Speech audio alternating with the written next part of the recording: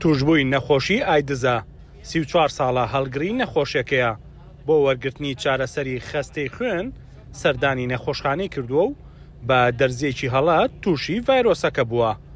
الشركة الفرنسية صدرت دواء کۆمپانیایەکی فەڕەنسی دەرزیەکی ئایدزی بۆ ناردین لە ڕێگەی ئەو دەرزیەوە توش بووین 5 ساڵە نەخۆشخانە مامەوە دواتر واژۆیان پێ کردم کە قسە نەکەم نابێ هاوسەرگیری بکەین نابێ قسە بکەین و بخوێنین نابێت هەر بژین.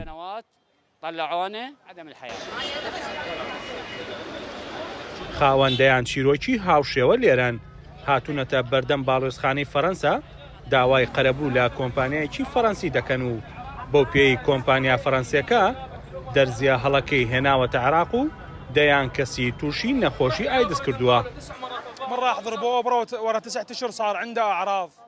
دەرزیەکم لە خۆمدا و دوای 9 مانگ نیشانەکانی ئایدزم تێدا دەرکەوت. من و باوکم و 3 کەسی دیکە پێکەوە بووین تووشی نەخۆشیەکە بووین. دواتر کەسێکمان چوو بۆ لای پزیشک پێیان وت ئەو دەرزیتان بە هەڵە لێدراوە. دواتر 9 ساڵ لەژێر چاودێریدا ڕایان گرت.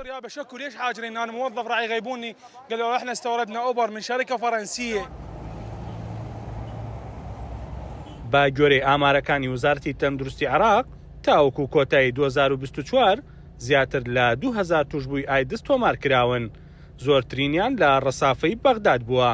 پسپۆرانی بوارەکە دەڵێن تا دێت ڕێژەی توشبوون زیاتر دەبێت بە تایبەت لە نێو گەنجاندا. بڵاوبوونەوەی ئایدز زەنگی مەترسی لێدا و ژمارەکە لە هەڵکشاندایە.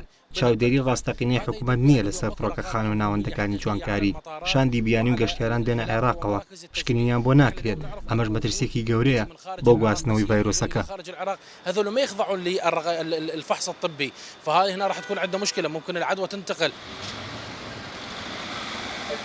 ڕێکخراوی تەندروستی جیهان وەک وڵاتێک کە کەمترین توشبووی ئایدزی تێدایە لە عێراق دەڕوانێ کە ڕێژەی توشبوون بۆ 100,000 کەس کەمترە لە 6 توش بوو لە کاتێکدا بە گوێرەی ئاماری ڕێکخراوەکە ئەم ڤایرۆسە کوشندەیە تا ئێستا 25 ملیۆن کەسی لە جیهاندا کوشتووە. زانیاریەکان ئەوە دەردەخەن کە ژمارەی ڕاستەقینەی توشبووان بە نەخۆشی ئایدز لە ئامارە فەرمیەکان زیاترن ئەمیش بەهۆی ئەو حاڵەتانەی نەدۆزراونەتەوە یاخود تۆمار نەکراون. لە هەمان کاتیشدا حکوومەتی عێراق وەکو بابەتێکی ئاسایشی نەتەوایەتی لەگەڵ توشبووان یاخود ئامارە فەرمیەکانی نەخۆشی ئایدز مامەڵە دەکات. ئاکان فەهمی زوومی بەغداد.